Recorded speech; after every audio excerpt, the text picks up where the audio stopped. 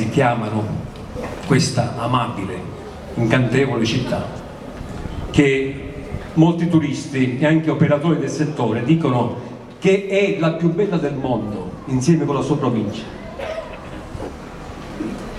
È vero per lei? Tutti vengono a casa, ragazzi, accatta una casa. Trapani, città dei due mari, mare a destra, mare a sinistra, dove trovate una città che in pieno centro storico ha un mare così pulito e puoi scegliere fra la sabbia e la roccia, lo scoglio. Puoi scegliere di farti il bagno sul Mediterraneo o sul Tirreno, a secondo come è mare, no? Sì, sì.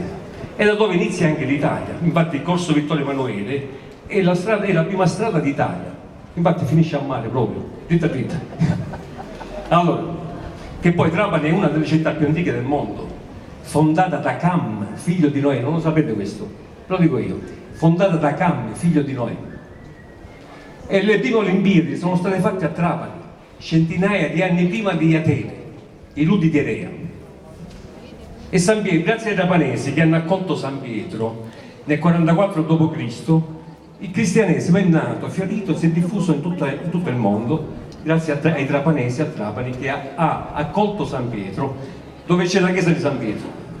Lui ha predicato là, c'erano dei ruderi di un tempio pagano, e i trapanesi, da Saturno, che poi Saturno è il nome poetico che i poeti hanno dato a Cam, e da Saturno sono passati a Cristo, si sono convertiti. Quindi la chiesa di San Pietro è la prima chiesa di tutto l'Occidente come fondazione, e lì è stata fatta la prima messa di tutto l'Occidente, e c'è anche, lo sapete tutti, che c'è l'organo unico al mondo con 7 tastiere.